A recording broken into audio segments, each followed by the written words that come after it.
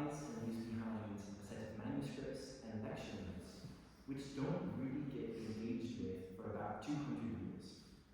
200 years later, philosophical schools in ancient Greece decide to start teaching Aristotle. And when they do this, they need to make Aristotle digestible. All they have is a set of manuscripts and lecture notes, but they need to teach it to people who are learning philosophy for the first time. And the way of doing that is organizing this kind of heterogeneous material into general topics that you can confront in one lesson or in 1 week, and then another topic you can confront later on. And these topics are ethics, logic, and physics. So this heterogeneous material of Aristotle is given shape into an ethic, and logic, and physics.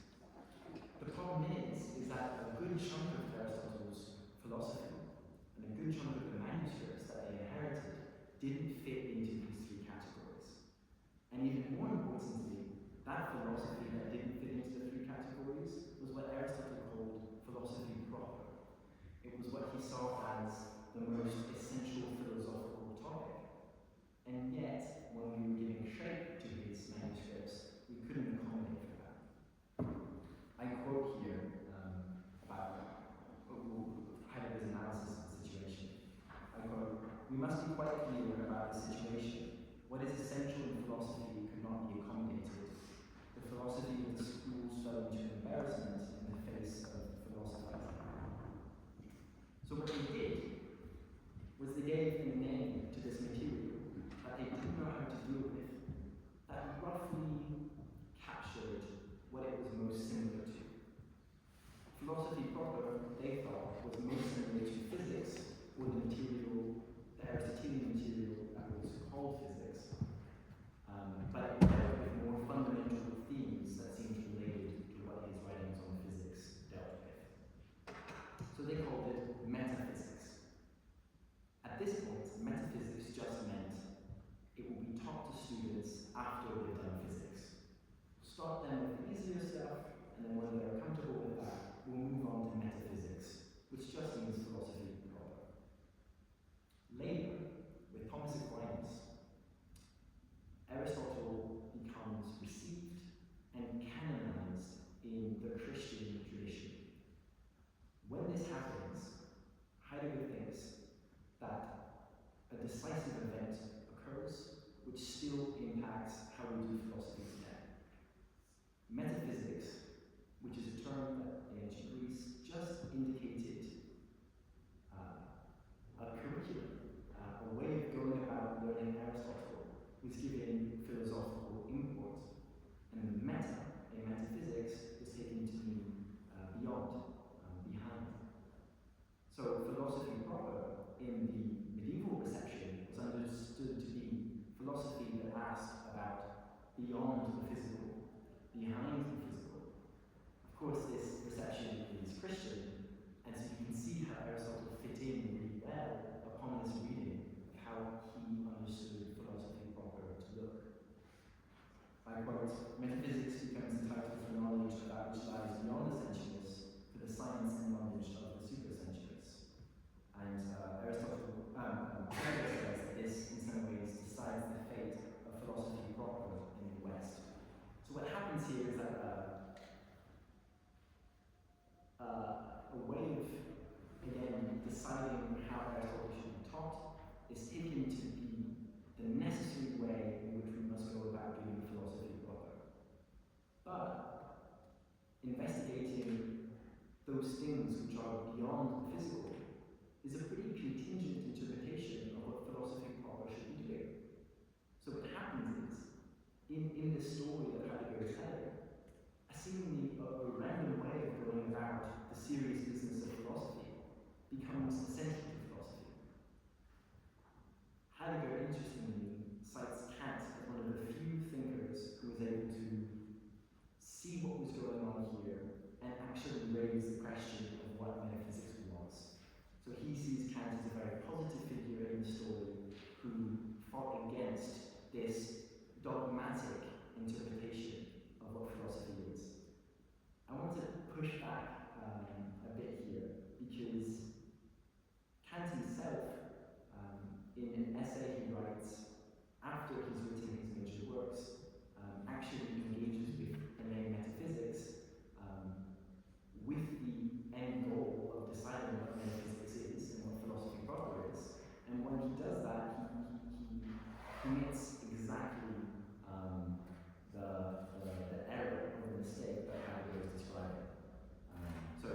maybe on my reading, Kant isn't as positive as Heidegger is suggesting.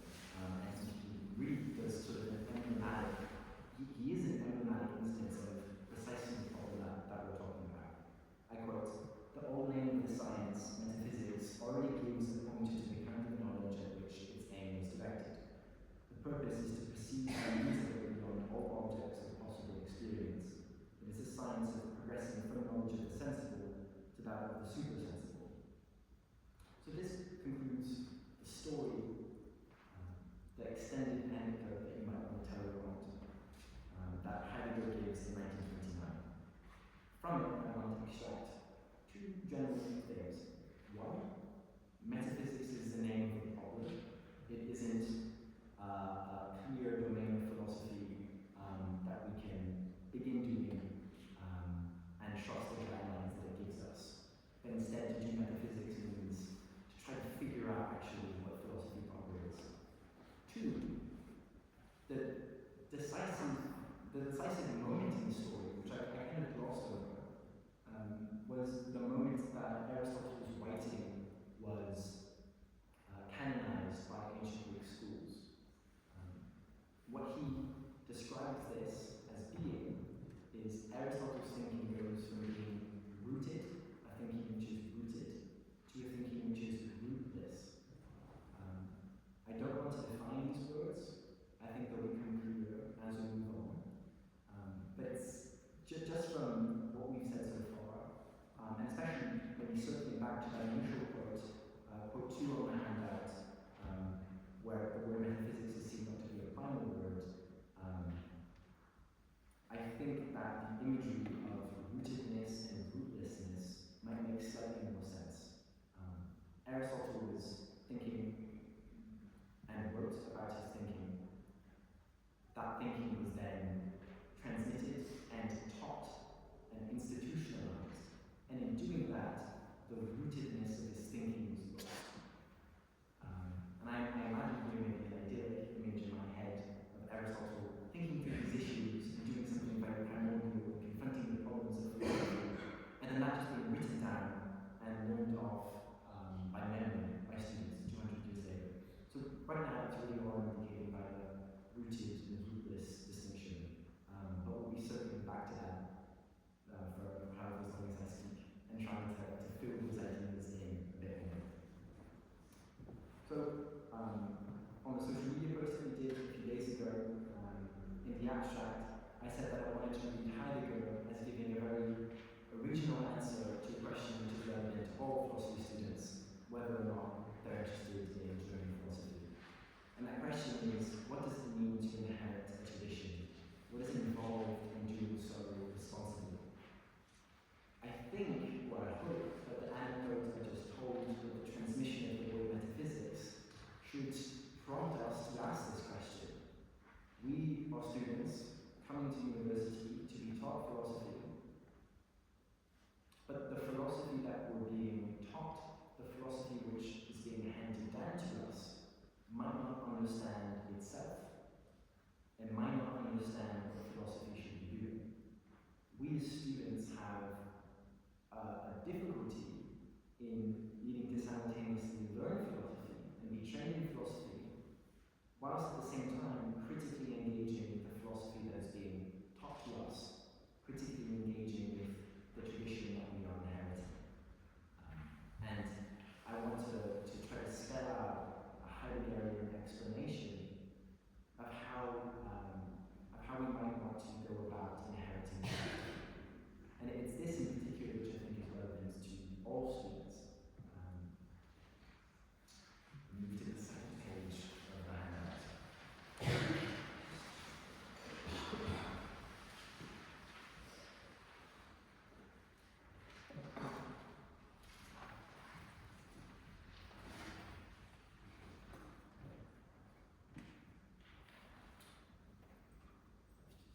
Okay. Having raised some issues, I turn to Heidegger's big work, his central work, called Being in Time, which was written in 1927. And I only introduce the book insofar as I want to say that there we find Heidegger's doing what we're trying to figure out how to do. In that book, we see Heidegger's critical reception of the tradition that he's inheriting, where he's simultaneously learning what it has to teach and distancing himself and overcoming those elements of philosophy that ought to be left behind. The word he uses for this is destruction or critical dismantling. And these sound like pretty negative words. I picture someone throwing a Lego set to the floor and pieces just flying everywhere. But Heidegger tries to suggest over and over again in Being and Time that though he's doing the destruction, he's doing something deeply positive. It may seem negative, but he's doing something positive. We shouldn't take Heidegger at his word on this, and we should keep that question in the back of our mind.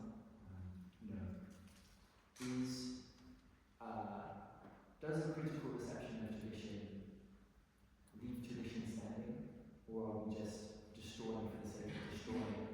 And now today we have philosophy to do. I think the difference between negative and positive is really abstract and it's hard to pin down. But I guess critical engagement with tradition is positive if we end it knowing where to go and what to do. If we end it having concepts that we feel confident in, and an engagement would be negative if we end it not having very much to say. We're able to say, well, Descartes was wrong, but we have nothing to put in the place of Descartes' position. We've just destroyed it. And in the meantime, Heidegger has some really interesting thoughts on our situation, on the situation of inheriting tradition. This is quote 8 from the handout. When tradition thus becomes master, it does so in such a way that what it transmits is made so inaccessible, proximally for the most part, that it rather becomes concealed. It blocks our access to those primordial sources from which the categories and concepts handed down to us have been in quite genuinely drawn. I think the thought here is that tradition does give us some tools to investigate itself.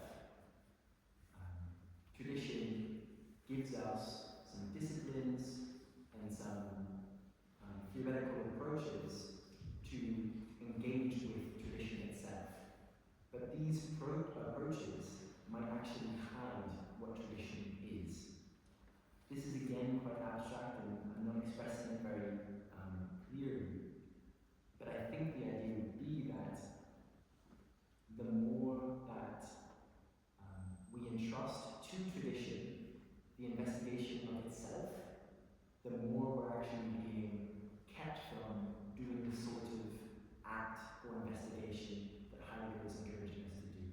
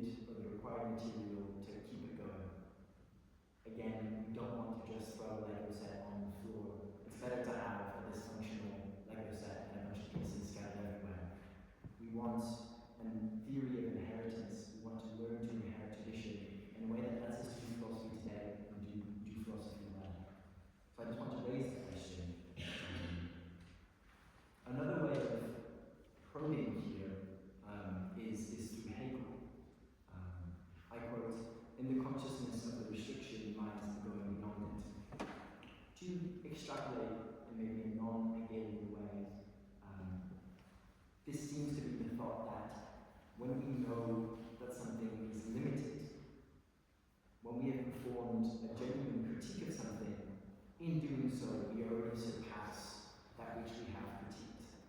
We already begin to do something positive when we do a genuine critique of something.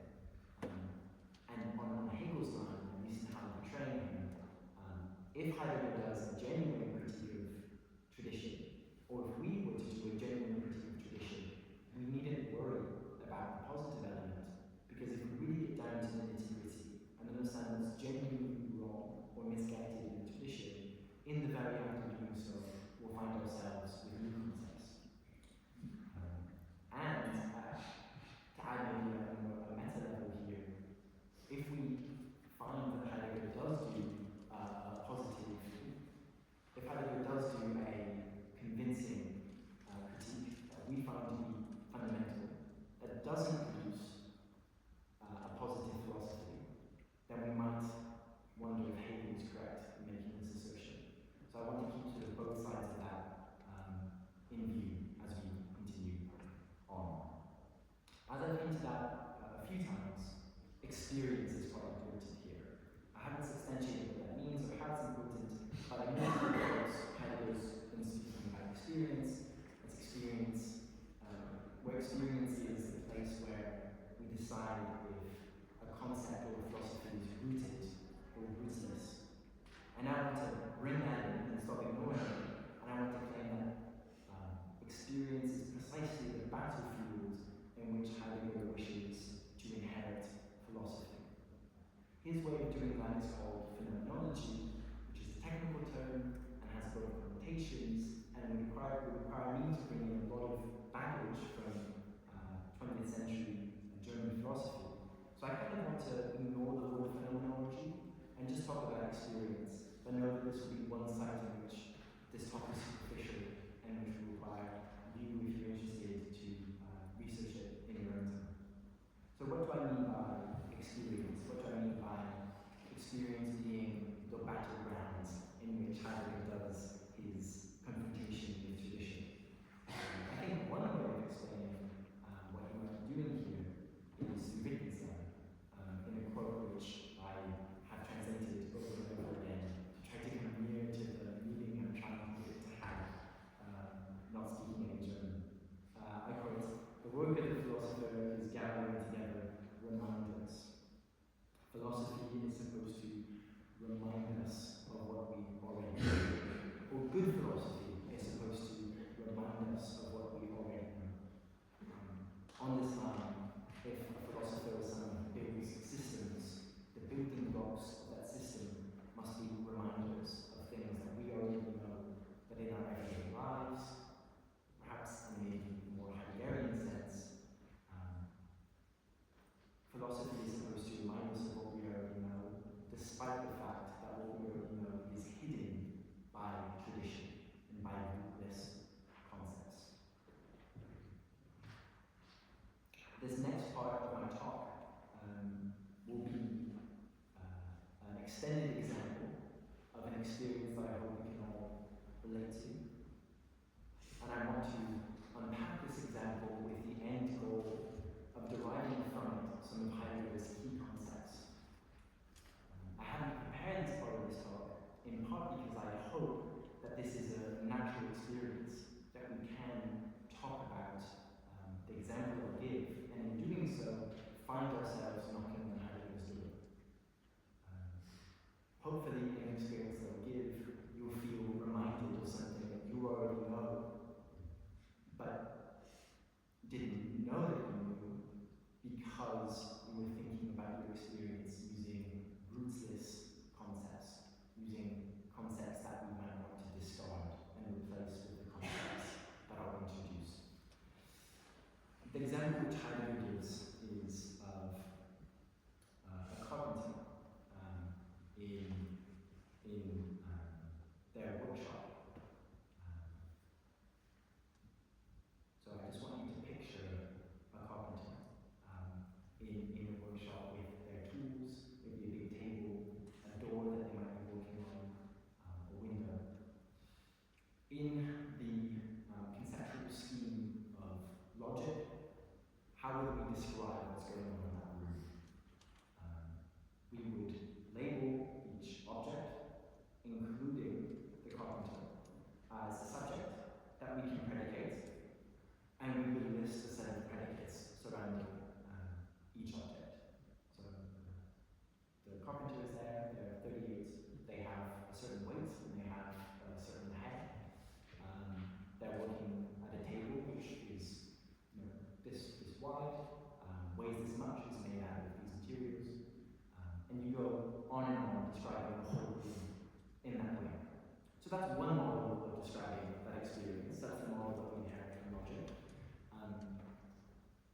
Kant would describe that room and that carpenter as one in which there is a subject of experience, and different objects of experience surrounding them. So there's a subject and then different objects. And Kant would probably end up describing each object in a similar way to logic, where the object is a subject of predication, a logical subject that can be described as having a certain color, a certain weight, a certain dimension. So that is how we inherit a philosophical description of the carpenter going about their work. And for Heidegger, this is totally wrong, and it doesn't access what it actually is like for the carpenter to be in their workshop working. The example he uses is that of a hammer. So again, in a logical view, a hammer is a subject of predication that can be predicated as having a certain weight, a certain material. Heidegger says that in no way can that describe what that hammer is like. To understand what the hammer is like, you need to pick it up and start hammering. If you aren't a carpenter and haven't worked with a hammer before, then picking it up and starting to hammer won't actually get you that far, according to Heidegger. To understand the meaning of the hammer, you need to be so familiar with it that in the action of hammering, you're no longer thinking about the hammer. The example of carpentry is difficult because I don't think any of us have done any manual labor in our lives as university students. But if you drive a car, for example, and you know how to drive, you won't be experiencing the steering wheel as a logical subject of predication that has a certain touch. When you're actually driving, you're thinking about what you're going to, how you get home from school. You're thinking about other drivers on the road. You're thinking about something that someone said to you earlier that day. When you're properly encountering the car that you're in, you're not encountering it. You're not engaging with an object of experience which is in front of you, but you're in a certain way embedded into the experience. When you're hammering a hammer, according to Heidegger, you're thinking about the next step in the process of producing a door. So now I've done some criticism, I've spoken about how logic might be able to describe what's going on here, and I want to introduce some Heideggerian terms, which I've tried to avoid doing, because Heidegger's famous for having a very difficult jargon. But I think I may have been able to motivate why he introduces so many terms. He's doing so because he finds that to be essential in inheriting philosophy and setting philosophy in the right direction. So how do we go about describing driving a car when you know how to drive and you're immersed into it? How do you describe hammering a hammer when you know how to do that and you're embedded into the workshop? The English word that Heidegger uses is readiness to hand. That word doesn't mean very much, but I think it gains meaning when it's contrasted to a secondary concept that Heidegger introduces to define a second way in which the hand can exist for us, and a second way in which the steering wheel while driving can exist for us. And this is presence at hand. Presence at hand is a way to describe the hammer when we're actually engaging with it in a way that's far more similar to how logic encourages us to engage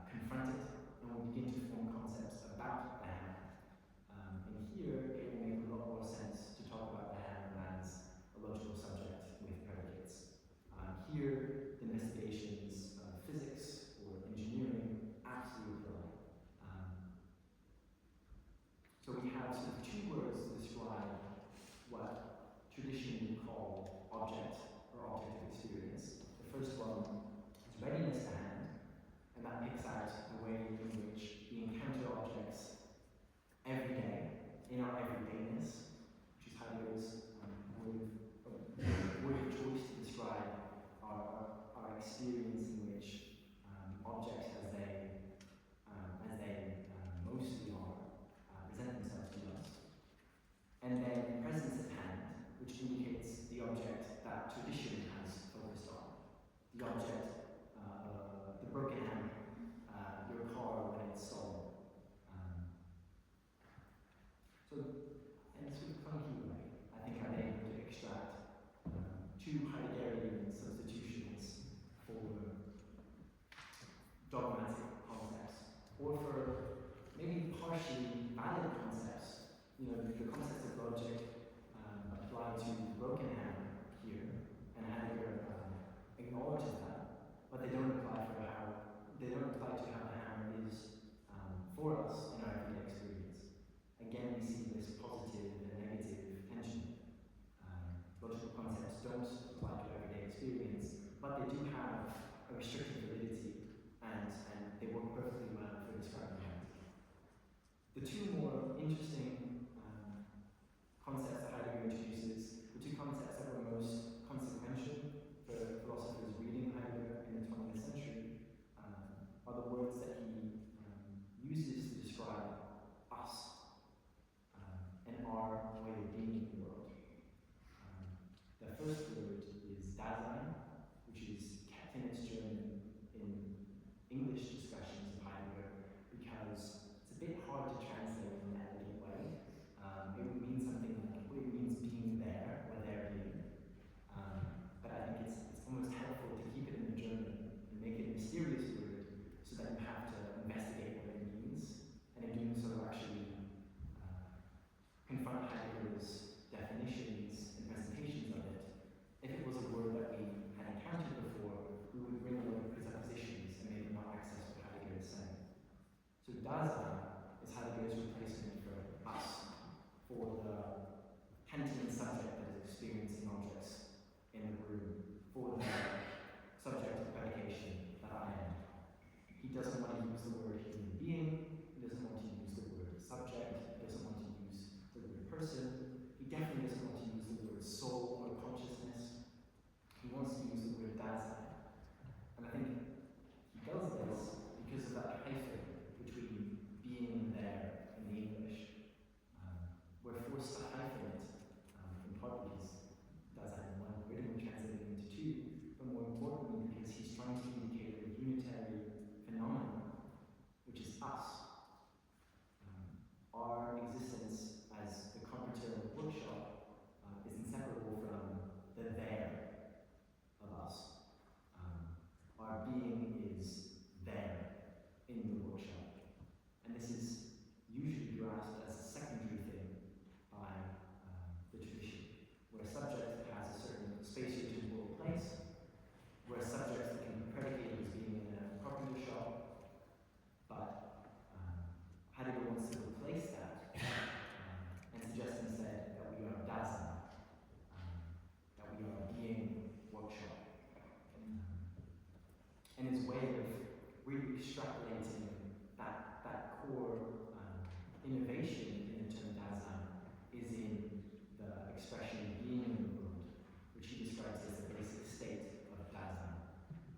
Being in the world in the German is all hyphenated because he wants to encourage us to engage with it as one unitary thing, that language is almost compromising by forcing its individual elements to be apart. So by hyphenating the expression, he compresses it to try to indicate the unity of us being in the workshop. There's so much more about these concepts, and then they go in really interesting places. If you find that interesting, I really encourage you to read Heidegger. But I have to stop my extraction of Heideggerian concepts and move on to the last portion of our talk. And in this last portion, I want to maybe show what we've accomplished, because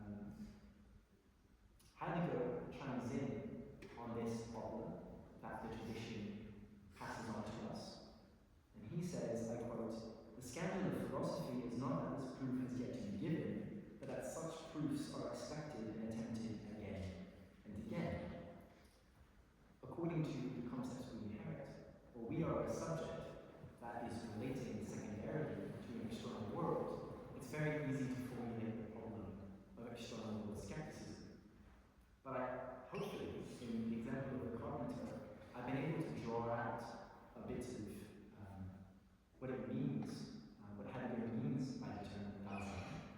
And if I have, and if we agree with Heidegger here, and if we really are being here, then the problem of external skepticism is a pseudo-problem. It's a problem which arises when we have misunderstood ourselves and our relationship to the world.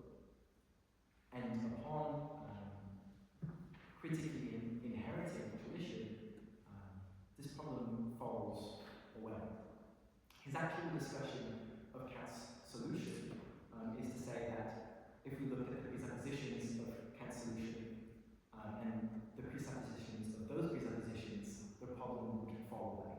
And what he means by that is, if we took the term subject and object, if we took the term inside and outside, if we asked what entitles us to make these distinctions, what entitle us to deploy these concepts, we'd eventually get something like being in the world, and at that point the problem would be meaningless.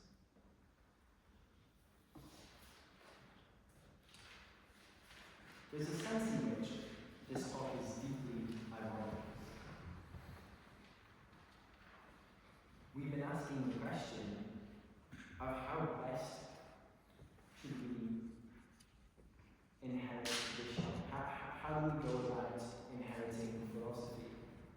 And over and over again, the answer has been we need to do this critically. We need to decide for ourselves if what we inherit works.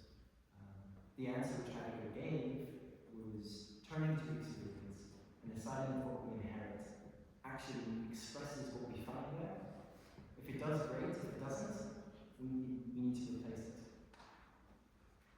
This is Heidegger's answer, but here we are inheriting Heidegger, and it definitely doesn't do justice to the content of his answer to the question if we just